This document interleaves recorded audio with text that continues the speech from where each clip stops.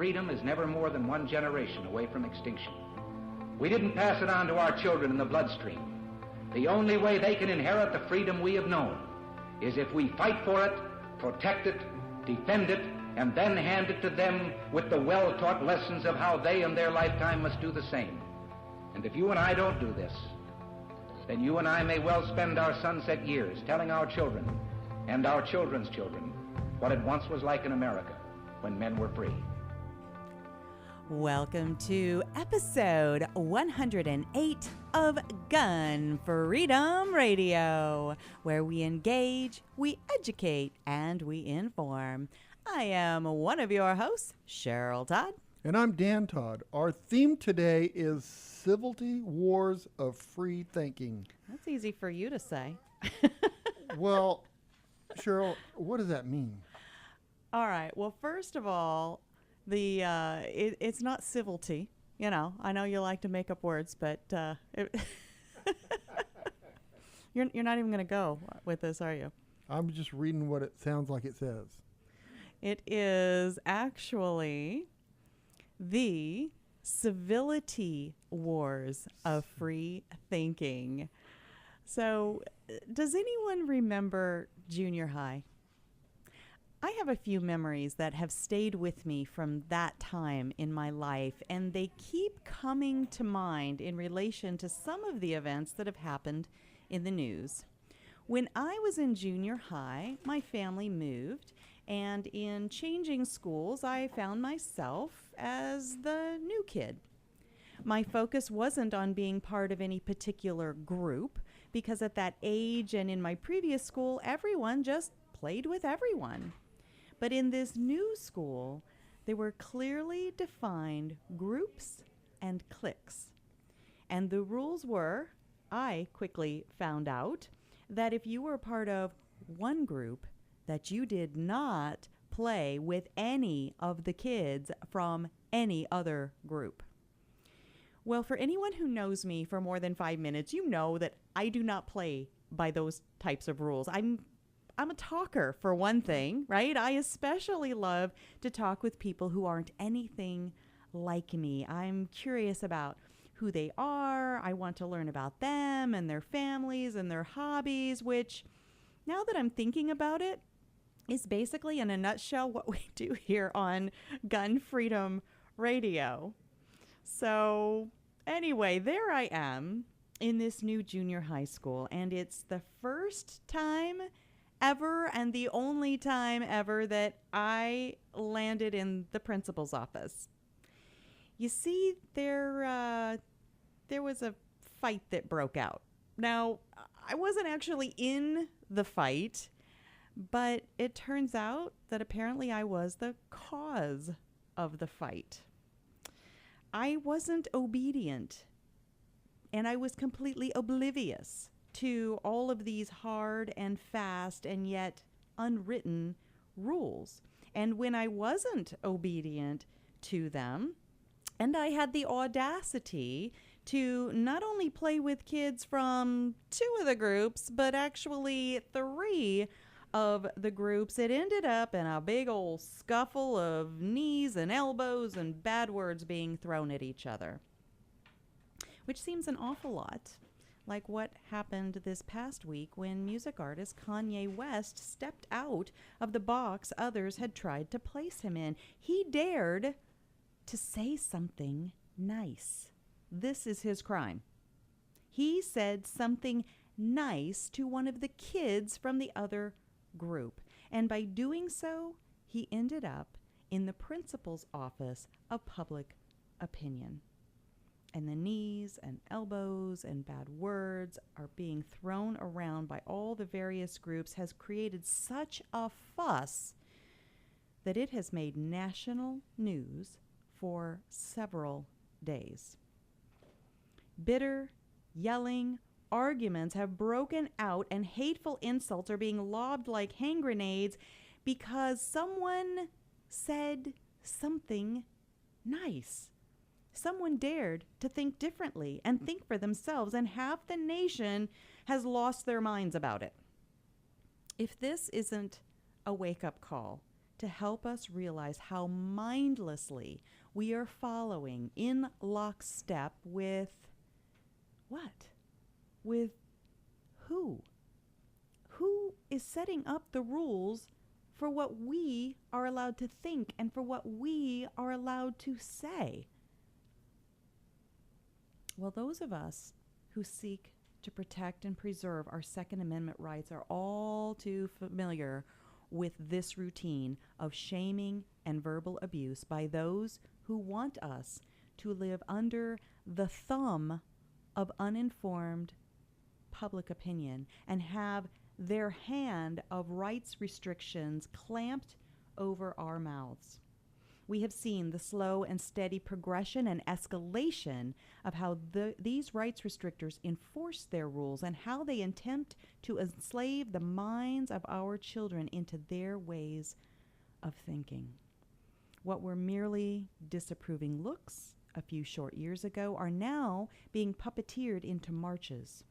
What are marches today will escalate into legal force tomorrow, and all driven by the silencing and unwritten rules that ensure that there are very large prices to pay in this downward spiral. I can only hope that there are enough of us who will commit to paving our own pathways and playing with the kids in other groups to continue to give our children and our children's children a positive example of how to win in the civility wars of free thinking.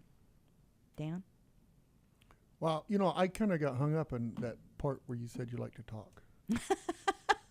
Well, that was the biggest news flash of the whole thing. Like, that was pretty shocking. I should have probably paused there and let people absorb that truth that, I hide it pretty well, don't you think? Yeah, and then after I got over that, I kind of thought, remember the State of the Union address that President Trump did the first year? Okay.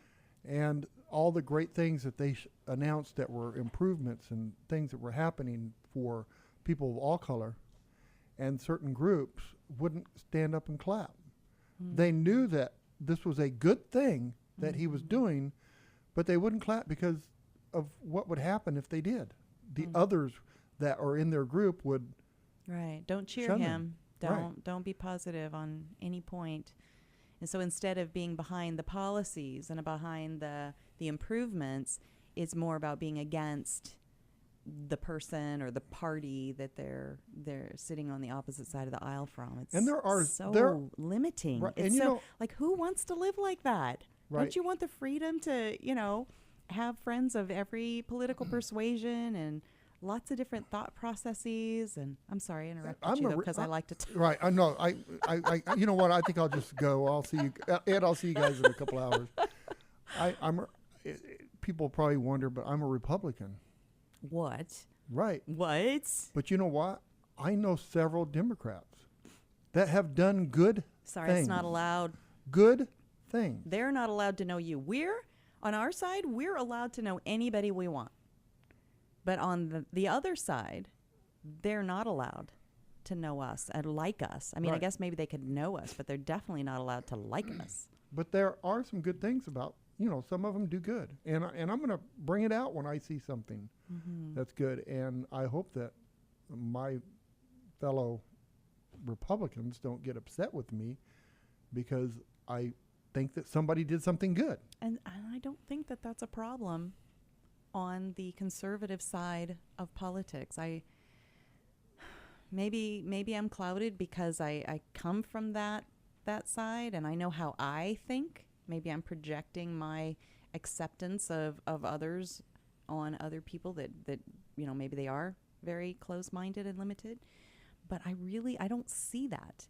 For one thing, conservatives, the way that we're built is we're very independent-minded. We're the Lone Rangers. We're not the ones that gather all of our neighborhood friends together and say, let's go march down the street. Let's go strike. We are the ones who are like, pull up your big boy and big girl panties and let's figure out how you and I are gonna get through this or make this work. And some of that also comes from, we're entrepreneurs, we're small business people, and we know there's no striking, right? You don't stand out on the street corner because you aren't making money if you're not busting your hump every day, working as many hours as you can squeeze out of a day. But well, I look at us as we are Republicans, and we've had Democrats on our show absolutely. that have given good input. Absolutely. And I look at We've other got some shows. great friends who are libertarian, Democrat, everything. Oh, did I interrupt again? I think, Ed, one more. That's two. One more and she's out. I'm out, okay? I'm going to go do something. I'm going to go eat or something. You're out of here. This other thing, there are shows that are mostly based off Democrats or liberals that they invite Republicans or conservatives or whatever to shame them. Yeah. Instead of trying to understand. That's not us. And right. And so what are we gaining by not doing that, by learning from them and listening to them and respecting them as well. So, absolutely. Hey, we got a great show. If Cheryl's going to allow me to talk, I'll say that we have First Sergeant I'll have Andy a sip Brown. of my coffee. I'm not interrupting. There, see? All right, Cheryl, go ahead and introduce our guest. We have sipping my coffee. Ed, do you have shut her mic off. Shut her mic off. There you go. Okay, her mic is off. Go ahead now. Try it, Cheryl. We have Sergeant Andy Brown. He's author of Warnings Unheeded, Twin Tragedies at Fairchild Air Force Base. Andy is a 10-year veteran of the Air Force as a law enforcement specialist, and he will be here to talk to us and look at our history to understand violence and mental illness, leadership and accountability, trauma and recovery. You can put her mic back on. I think she's calmed down now. We have Alishia. I said it wrong. Go ahead. You got the mic on. Alishia Wolcott. Okay. You were close. Alishia Wolcott. She refused to sing the national anthem in a gun-free zone where she felt her constitutional rights were being infringed on. That's going to be an interesting story. Mm-hmm. We have Brandon Tatum. He's a motivational speaker who isn't afraid to tackle this uncomfortable topic such as racism or to express his value for our constitutional rights. Brandon is the director of urban engagement at Turning Point USA, CEO, founder, owner at Tatum Motivation, and special contributor at Conservative Tribune. Then our second hour, we have Dr. John Edin. And I know him. Okay, if I don't read, I'm fine. It's like the and the. I mean. You just want me to interrupt again. Okay. He's a member of Doctors. Cheryl, go ahead. He's a member of Doctors for Responsible Gun Ownership, the DRGO, here to discuss the findings that the Center for Disease Control, the CDC, ignored the findings that every year 250,000 people save lives by being responsibly armed citizens. And finally, last but not least, Chris Wagner.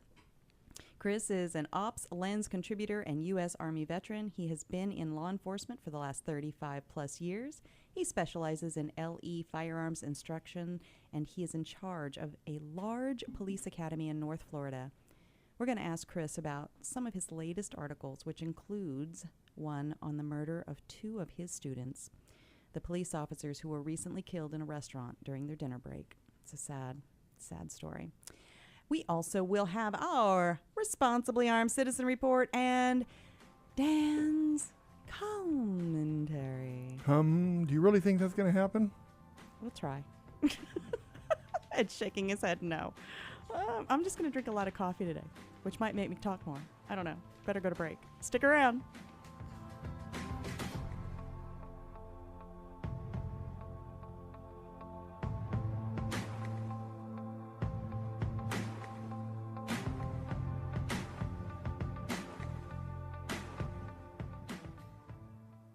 And we're back with Cheryl Todd talking about the huge gun buying event at azfirearms.com. Oh, AZ, I get it, as in Arizona. Yes, but... Oh, or AZ, as in everything from A to Z. Well, yes, that too. But what I'm telling everybody about is that azfirearms.com is having a huge gun buying event to buy your old firearms all across Arizona and everything from A to Z. That's great news. See, my grandpa left me an old shotgun and it's just sitting on a closet shelf at home, so I can bring that into azfirearms.com and sell my gun? Absolutely. azfirearms.com buys, sells, trades, and even consigns your old firearms. Any vintage, any style, military, long guns, handguns, hunting, or home protection. Single items or entire collections. We offer the highest value for your used firearms in a safe and friendly environment, staffed by knowledgeable people. azfirearms.com is in Old Town Avondale off I-10 and Dysart Road. Come on down to the huge gun buying event every day through the end of the month at the biggest little gun shop in Arizona. And for all your firearm and ammo needs, visit azfirearms.com. I'm Rob Morse from the Self-Defense Gun Stories podcast. Each week we share stories about men and women who saved lives. Now I am asking you to be a lifesaver as well. The Second Amendment Foundation protects our rights to keep and bear arms. They defend our rights in courts from coast to coast. Today, they need our help. Please go to saf.org and join the Second Amendment Foundation. That's saf.org. Hi folks, I'm Don Carter. If you're looking for the biggest little gun shop in the West, look to azfirearms.com.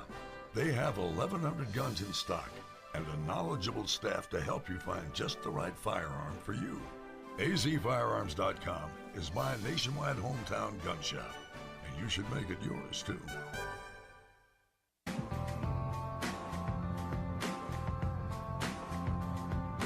Welcome back to Gun Freedom Radio, where we engage, we educate, and we inform. We are sponsored by azfirearms.com, the biggest little gun shop in Arizona. And I also wanted to mention that this show is a proud member of the Self-Defense Radio Network. Find out more and check out all of the great content at selfdefenseradio.net. Well, our first guest is Sergeant Andy Brown. He's the author of Warnings Unheeded, Twin Tragedies at Fairchild Air Force Base. Andy is a 10-year veteran of the Air Force and as law enforcement specialist, and he will be here with us to look at some of the recent events where unheeded warnings have led to tragedies. We're going to look at how leadership and accountability would have made all the difference in some of these tragedies. Welcome to the show, Sergeant Brown. Hi, Cheryl. Thanks for having me. Absolutely, and thank you for your service. I definitely don't want to forget to thank you for your service. Thank you. I think that we need more and more positive examples of people who will step forward and do the things that the way that you have. So I appreciate that. Thank you. So I wanted to talk about your book. I mean, we talked maybe a year or so ago on the show, and who would be able to imagine that the title of your show and the topic, or the title of your book and the topic of your book would be more and more relevant? Like, we are not learning, right? No, yes. A lot of the incidents lately, especially lately, have a common theme where there were warnings ahead of time and they went unheeded. Well, give us a quick overview, if you could, of the incidents that you write about in your book, and then we'll try to tie them into what can we possibly do in the future to start to do better. Sure. Yeah, Warnings Unheeded, it covers two tragedies that happened at Fairchild Air Force Base. One was a plane crash that was flown by a rogue pilot that had grown increasingly reckless. And then the second incident that occurred 4 days prior to the plane crash was an active shooting at our base hospital. And both incidents have been predicted by numerous individuals who tried to raise the red flags and report their concerns to their superiors, but their warnings went unheeded. The incident most of interest to your audience would be the shooting at the hospital. There was an airman, he was a former airman at the time of the shooting. When he was in the Air Force, several people were concerned about him. They were his coworkers had a fear of him and predicted that he might become violent. And his odd and unusual behavior led to several referrals to mental health doctors who recommended his discharge and referral to civilian mental health care. One doctor even predicted that he would one day return to the hospital and kill them. The individual spent 90 days in an inpatient psychiatric ward where he was diagnosed with several mental illnesses, schizophrenia, paranoia, and psychotic disorder. And bureaucratic errors and political pressure led to him being discharged from the hospital and reassigned to another Air Force base where his mental health disorder eventually led to his discharge. And he was stalking some of his leaders at the base even after he was discharged, and security police encountered him and were concerned about his welfare and tried to get him some mental health treatment, but there's no facilities available, so he was just released on the street and returned to Fairchild and sought vengeance against the psychiatrist and psychologist that he blamed for ruining his career. And then he continued through the hospital, shooting men, women, and children. There are so many echoes and similarities to what we just recently saw happen in Parkland, Florida with the high school murders. And yes, we're always told that, if you see something, say something, but that is clearly not working and it's not enough. So what are your thoughts on what we could do better? I mean, not just what should have been done better, but actually looking forward with leadership and accountability. I mean, or do you think that there is any way for us to do better? I think there is. There are some programs in place, excuse me, that are working, that just need to be implemented more and educate people about them. You need to educate yourself on the signs and symptoms that precede these incidents so that you'll learn to recognize them and then raise the alarm. But then people who you're talking to, they need to know what options are available to them. One thing to improve the mental health system is to increase the number of inpatient beds. The number of beds has been declining since the 50s, even though the need for those services continues to stay the same. And also,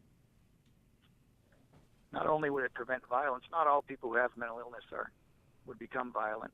A lot of them end up homeless and in jails, or just committing small acts of violence against family members or police officers. But if we would learn how to better treat all people who are mentally ill, it would definitely prevent some of these tragedies. Hospitalization, usually you can only keep them in there for 72 hours to 14 days, and then they're released, and they probably don't follow up, don't stay on their treatment plan. So enacting maybe a mandatory outpatient treatment plan, like some states have done, would do a lot to help, so that it's like a court mandated treatment and case management. And a due process of law is there. You're not just able to arbitrarily force people to go and undergo treatment, but if it's deemed necessary, if the person is unable to care for themselves or a threat to themselves or others, there are programs out there that could be better put to use. Absolutely. And something else you discuss in your book is, in broad terms, trauma and recovery. And so in thinking about, how much when like the Parkland shooter and, just go back to any of these big mass murderers, the amount of face time the public gets with their actual face and learning about them and that sort of thing. There's always that fear of copycats, people who see this as a form of celebrity, and they want that in their life as well. But then there's this, and right now the term is escaping me, but it's almost like, all of us who have been witness to this through the media, we're traumatized. Like we're sort of part of the walking wounded, emotionally wounded, and there's no way for us to really effectively deal with that and heal from that. And I think that that's just causing the sickness through society to just deepen and broaden. What are your thoughts on how I'm tying those two things together, the way you've talked about trauma and recovery in your book, and how I'm talking about these other issues with the public? Yeah, the oversaturation in the media, it really does get to you mentally.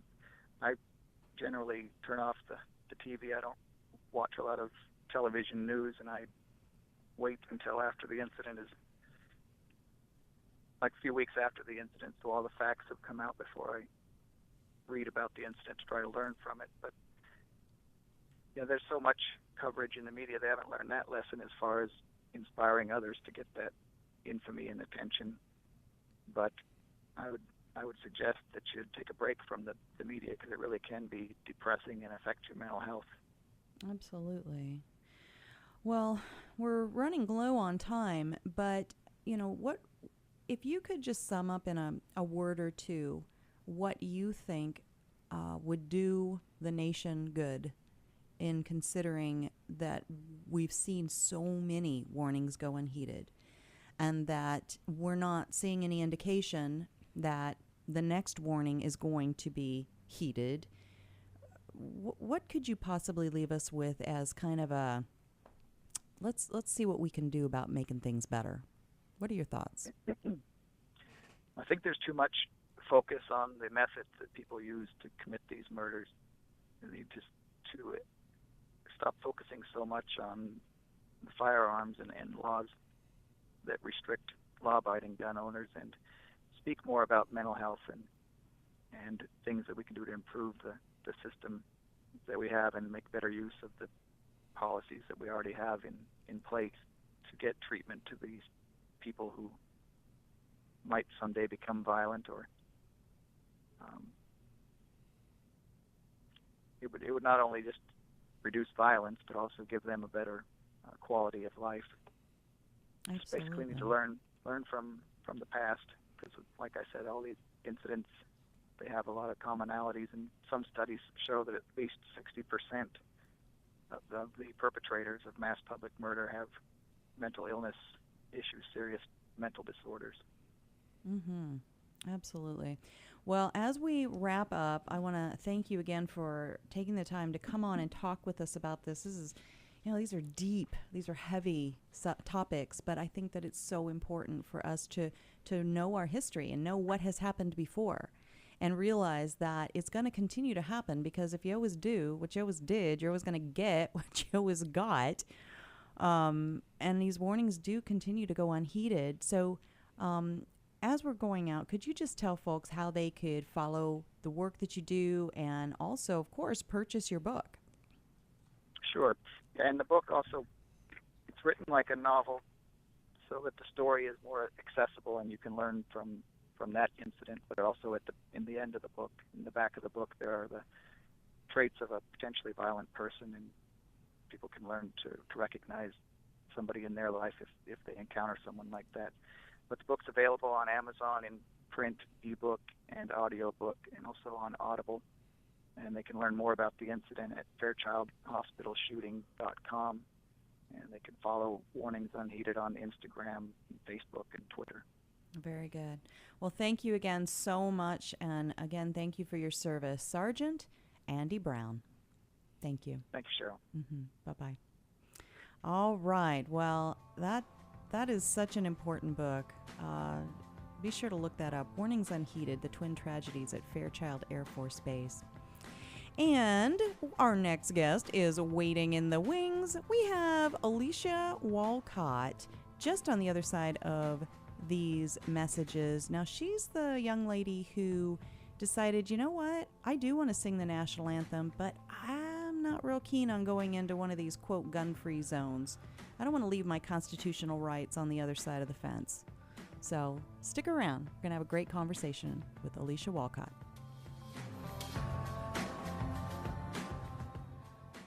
Don Collier here, letting you know that you won't get fool's gold at Pot of Gold Auction. They're the genuine article. Pot of Gold auctions off guns, coins, jewelry, and antiques of every kind. Stop in and see my friends Dan and Cheryl Todd in Avondale, Arizona for some live auction action. Or check them out on the web at potofgoldestate.com. Auctions take place the first and third Tuesday of every month and are full of a great mix of antiques, collectibles, jewelry, guns, and coins. Visit our beautiful air-conditioned showroom off the I-10 at Dysart Road at 215 East Western Avenue in historic downtown Avondale. You will find a friendly and knowledgeable staff, comfortable chairs, and we even serve free birthday cake at every auction. Or bid from the comfort of your home at potofgoldestate.com. Don't miss out. Everything is gone at potofgoldestate.com.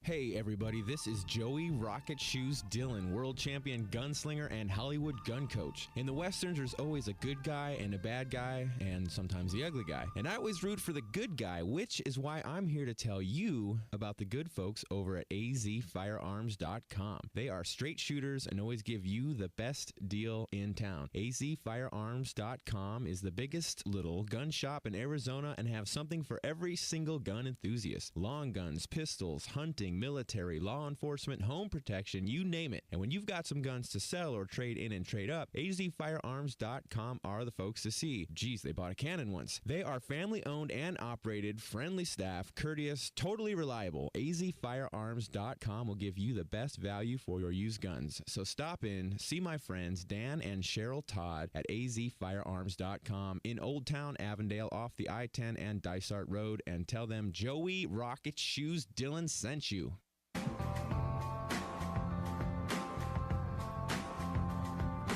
Welcome back to Gun Freedom Radio, where we engage, we educate, and we inform. We are sponsored by azfirearms.com, your nationwide hometown gun shop.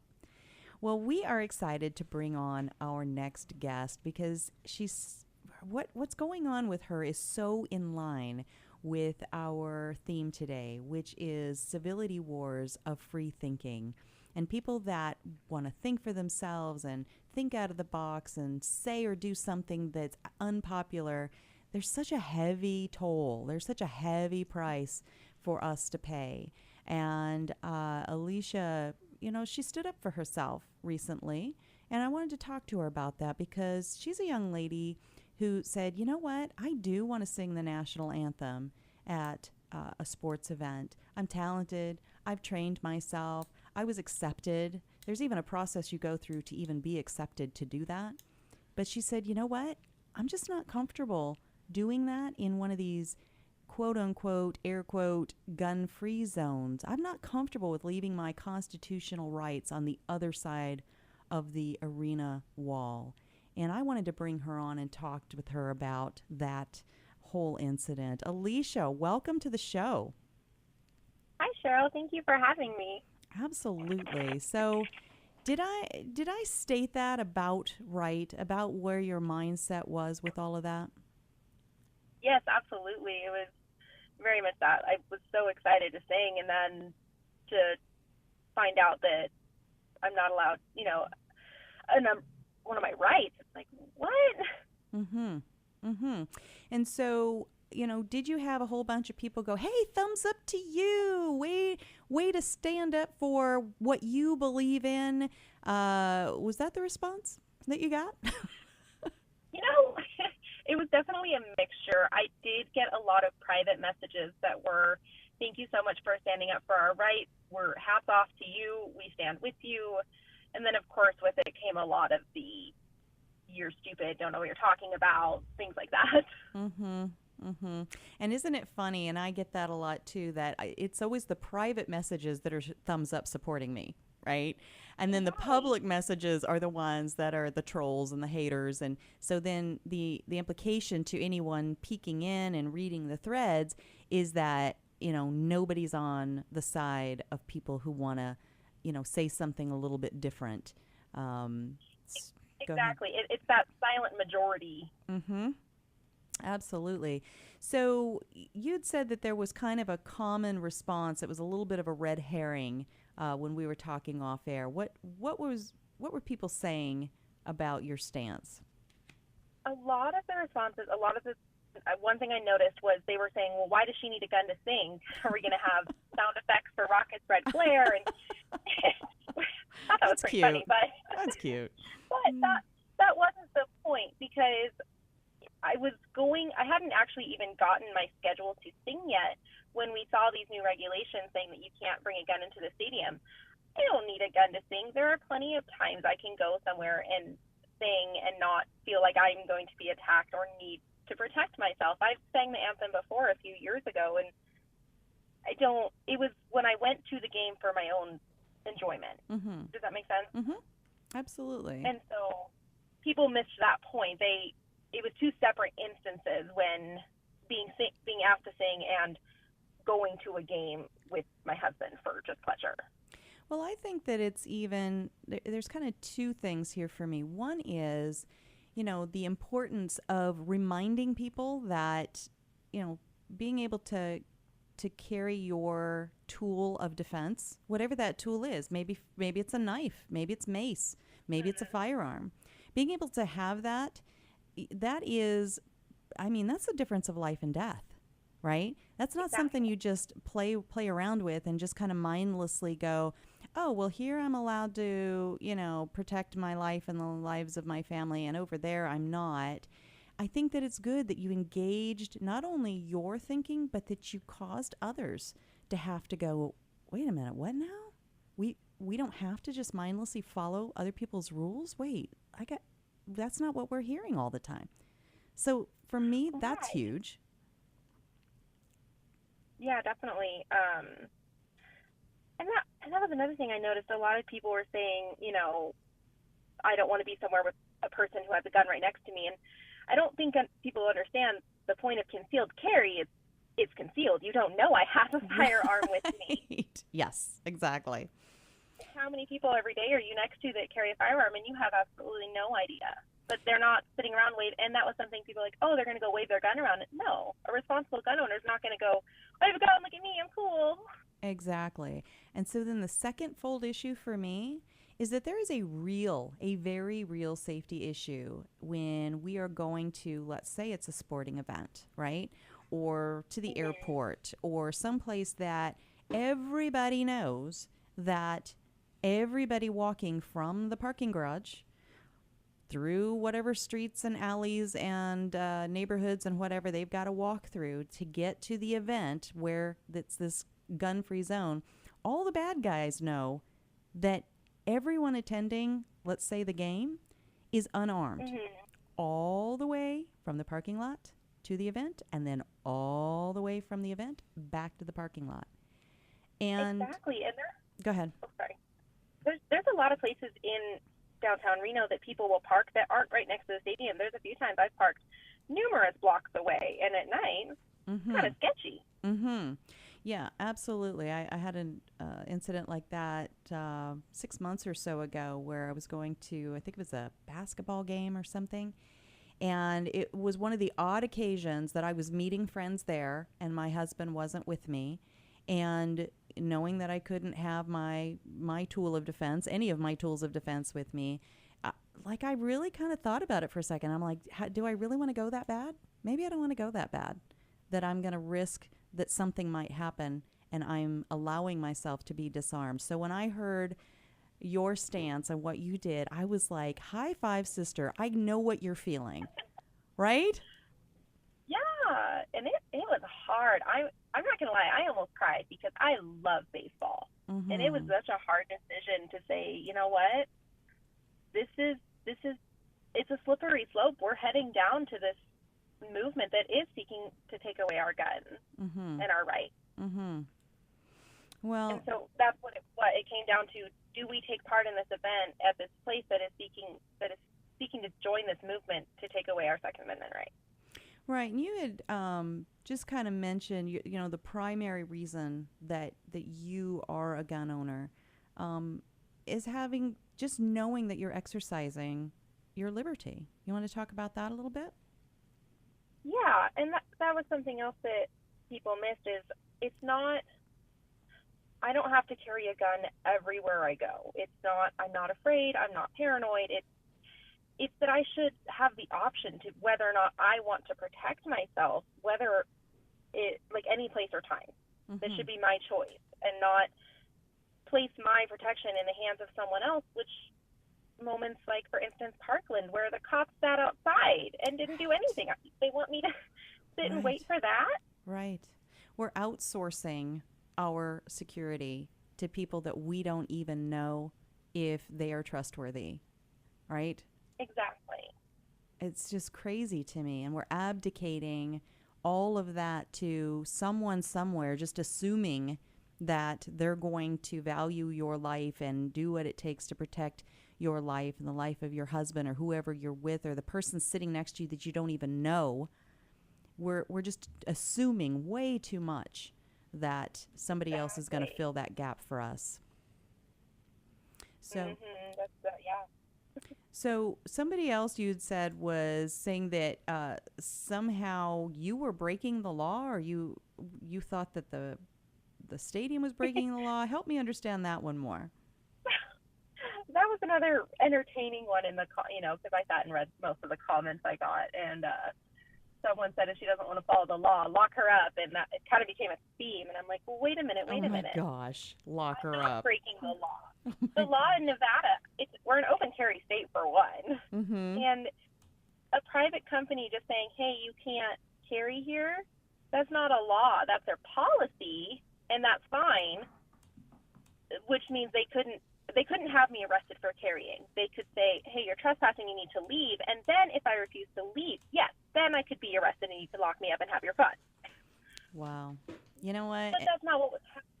Right. And just the fact that you understand all those different nuances, and so many others just don't.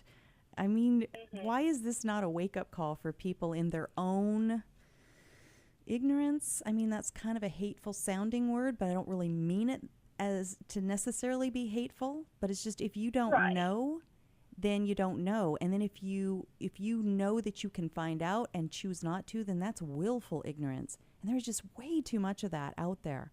And I just applaud you so much for educating yourself, being actively involved. And you know what?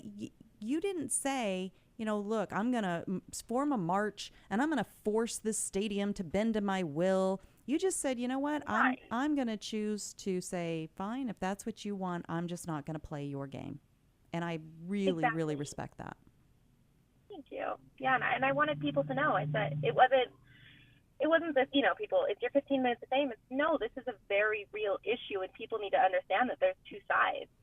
Absolutely. We're always hearing this phrase, well, we just need a conversation about blah, blah, blah, right? But then when you actually do something, and it costs you, right? It costs you to not be able to sing the anthem, which is something you've worked for, something you tried out for, something that you're skilled at. And you are willing to take that cost because the principle is worth more. Exactly. Well, Alishia Wolcott, thank you so much for your stance, for your voice, for the example that you set, and thank you for taking the time to come on and talk with us about it. Of course. Thank you so much for the opportunity. I really appreciate it, and I'm glad to be able to have this conversation with you. Absolutely. And if anybody wants to, reach out to you in a civil and kind and logical way, is there a way that they can do that? Do you have any kind of a public Facebook page or anything like that, or you just want to be a private citizen? I don't, but I do have it set to where people can request to send me messages. So if they just want to look me up by my name, Alishia Wolcott, they can do that. Very good. And I don't have to respond, and I have that right. Amen to that. Well, thank you again so much, and God bless you. Yes, thank you. Have a great day. You too. Bye-bye. Alishia Wolcott, very interesting. I love talking to ordinary citizens who have done something to distinguish themselves in some way. And our next guest kind of fits that bill, Brandon Tatum. He was a police officer in Tucson, and now he's a motivational speaker. He is the director of urban engagement at Turning Point USA. He's the founder and owner of Tatum Motivation, and he's a special contributor at Conservative Tribune. Stick around.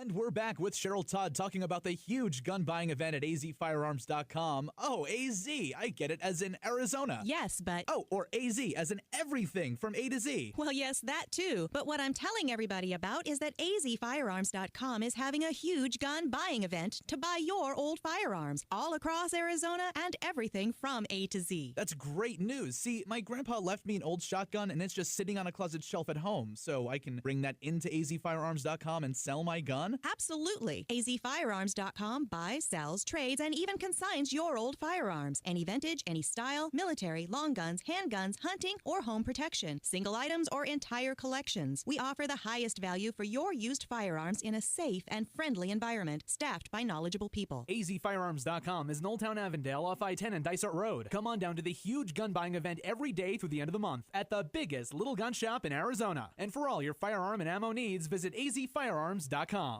I'm Rob Morse from the Self-Defense Gun Stories podcast. Each week we share stories about men and women who saved lives.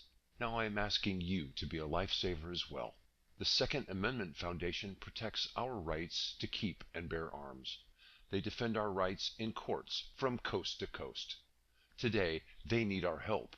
Please go to saf.org and join the Second Amendment Foundation. That's saf.org. Don Collier here, letting you know that you won't get fool's gold at Pot of Gold Auction. They're the genuine article. Pot of Gold auctions off guns, coins, jewelry, and antiques of every kind. Stop in and see my friends Dan and Cheryl Todd in Avondale, Arizona for some live auction action. Or check them out on the web at potofgoldestate.com.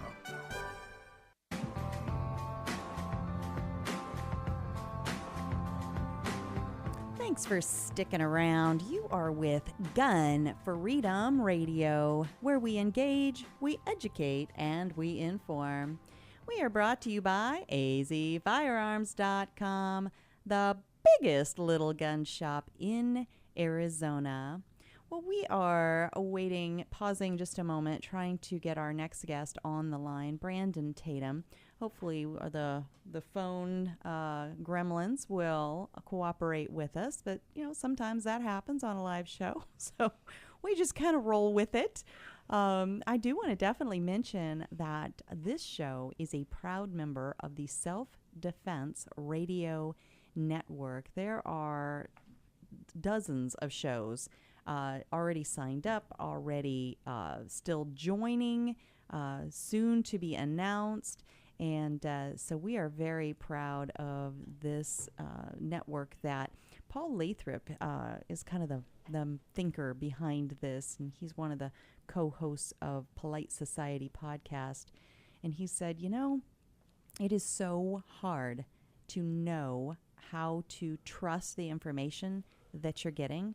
Because, so often when we go to the interwebs, right, the internet, and we want to research a topic, you've got to kind of engage your brain, and you've got to do a lot of critical thinking, because you got to kind of go, all right, well, here's this website and their headline says this, and then there's like 5 below it, and all those headlines are kind of going in the same direction. So clearly that's what public opinion is, that clearly that is what the truth is. But then if you really start digging into them, you find out, let's follow the money. Who is kind of financially supporting and paying for this website and that website. And then B, and this is so key, what will happen is somebody will break a story, and then everybody just keeps quoting that story. So it looks like, 5 different reporters have gone out and done their due diligence, and they've reported, they've investigated, and they're reporting their findings. That's not what's happening. That's not why news, is it? That's gossip, isn't it? It's so much. I mean, especially if that very first article that's being quoted and requoted and requoted, how much was that vetted? Right? Was that was it kind of like the Mrs. Kravitz version of events? Right. And how about when you read a title for a news article, and then you go into the article, it doesn't really mean anything what the title said. They get you in. Yeah. They get you hooked. Clickbait. Right. And it's like, what did I just waste my time with that for? You know, it's so true. And this morning I was, scrolling through, just kind of seeing what the hot topics are, what people are buzzing about and that sort of thing. And I kept seeing like the word, so-and-so destroys that comedian who was so rude at the White House press dinner or whatever that was. And anytime I see words like that, destroys this person, that's clickbait. Like I am never clicking on that. Absolutely not, because I'm pretty sure they probably just snarked a little bit at this person. There's probably no actual destruction happening. And I'm just not going to honor. I mean, it's so lazy. Like just going straight for the emotional tug. Don't tell me. I noticed years ago there was this shift. Like when I was a kid and I would just kind of hear the news because my grandparents would have it on or whatever, you would the phrasing was different. You would just hear, just the facts. The facts. Yeah. So this happened on the corner of so-and-so and, police are following up with the witnesses, blah, blah, blah. And then slowly but surely there was this progression where you started hearing other words sink in, like this terrible event, right? This tragic, destruction, this, they would just start telling you what you should think about everything they reported in the news. And I guess because I'm a word nerd, and partially because, I've always been so fascinated with psychology and how people communicate to one another and the word choices that they use and don't use and their body language and their tone of voice, all those things, that just stuck out for me when I started hearing that. And I rebelled against it. I didn't like it. I thought, no, I'll decide for myself if that storm was terrible and tragic or, or this thing or that thing. Because the other thing that we know is that there's a balance in life, right? There's the yin and the yang. So let's say, I don't know, I'm trying to think of an example. Let's say a forest fire, right? Well, that's destructive and it's horrible and it's scary and it's dangerous and it is all those things. But it's also, part of the circle of life, right? And it's part of, the regrowth that comes from it. Now, I'm not talking about somebody that goes and sets arson, that sort of thing.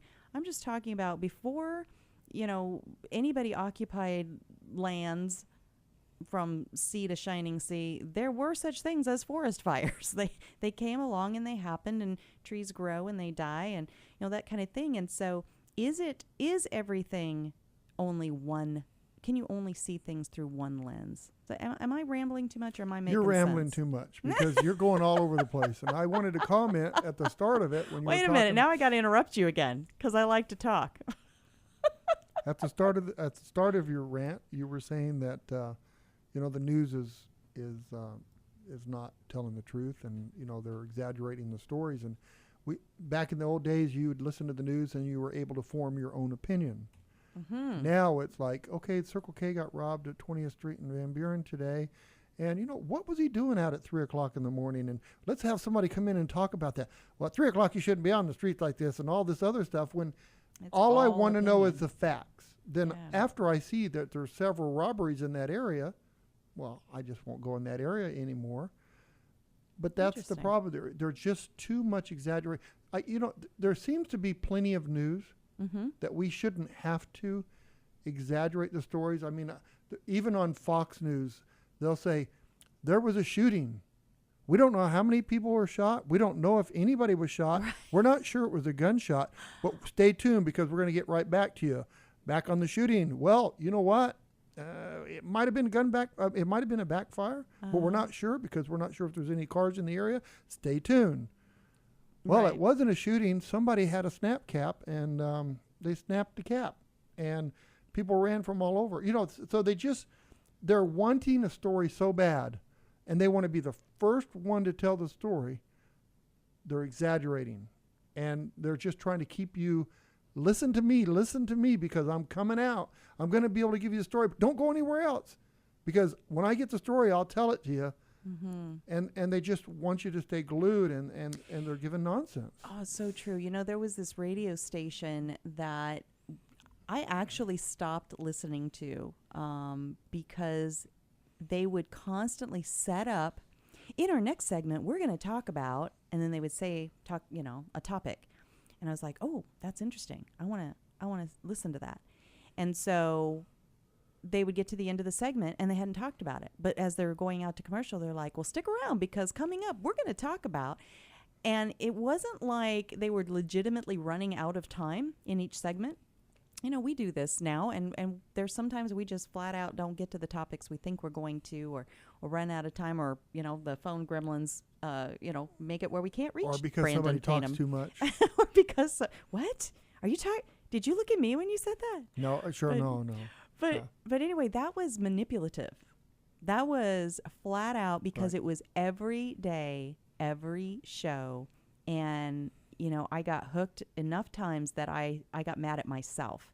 I was like, oh, they are not doing this to me again. Fool me once, shame on you. Fool me twice. I'm an idiot sitting in my driveway waiting for one more segment so I can hear about that topic.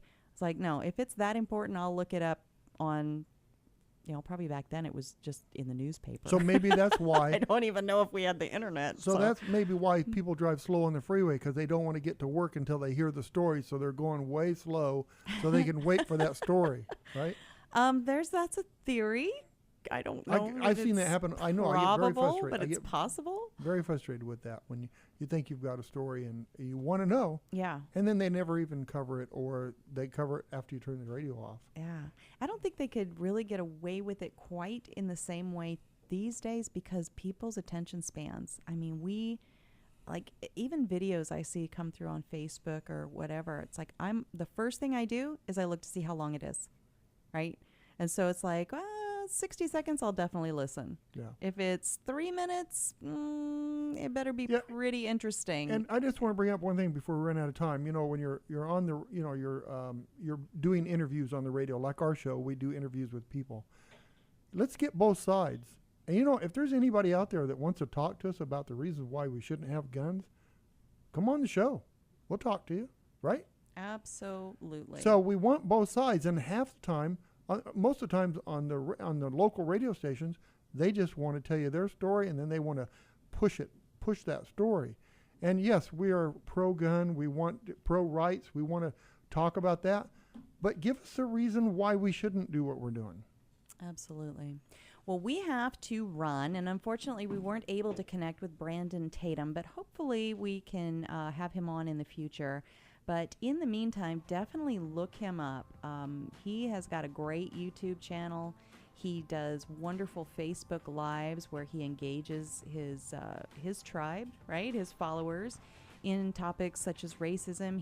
He takes the unpopular stance, and he's not belligerent, but he doesn't back down. He gives people a chance to weigh things on both sides. So stick around because we still have our entire second hour of Gun Freedom Radio, where we'll be talking with Dr. John Adine and Chris Wagner. We'll also have our Responsibly Armed Citizen Report and Dan's commentary. Stick around.